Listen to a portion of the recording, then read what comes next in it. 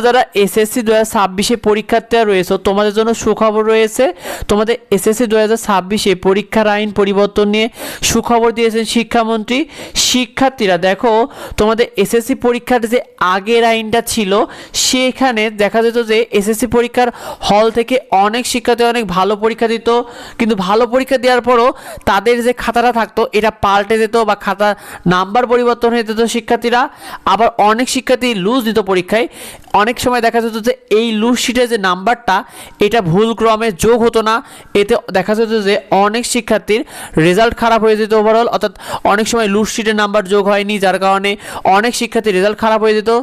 এতে দেখা যেত এসএসসি পরীক্ষার রেজাল্টের পরে কোনো শিক্ষার্থী খারাপ হলে সে বোর্ড চ্যালেঞ্জের আবেদন করতো, অর্থাৎ তার রেজাল্টটাকে পুনরায় মূল্যায়নের জন্য সে আবেদন করতো বোর্ডে।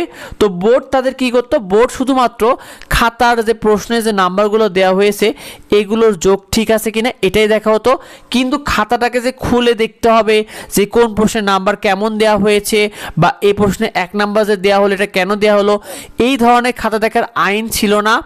এটাই ছিল শিক্ষার্থীরা আগের এসএসসি পরীক্ষার আইন। তবে এবার তোমাদের এসএসসি 2026 পরীক্ষার নতুন আইন নিয়ে এসানুলক মিলন শিক্ষামন্ত্রী তিনি জানিয়ে দিয়েছেন যে এবার এসএসসি 2026 পরীক্ষার খাতা দেখার আইন সংশোধন করা হচ্ছে শিক্ষার্থীরা।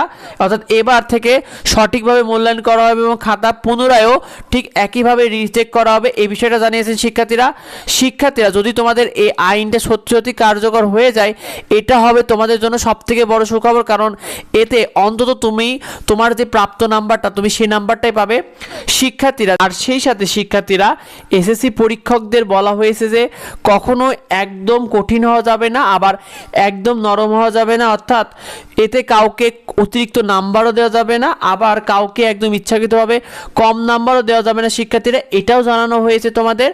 আর সেই সাথে বলা হয়েছে যে তোমাদের এসএসসি পরীক্ষকদের হাতে লাল ও কালো দুইটা কলম থাকতো এর আগে। অর্থাৎ এর আগে পরীক্ষকদের হাতে লাল কলম এবং কালো কলম থাকতো। এতে কালো কলম দিয়ে তারা খাতায় শিক্ষার্থীদের লিখে দিত আর লাল কলম দিয়ে মার্কিং করতো, অর্থাৎ নাম্বার দিত শিক্ষার্থীরা।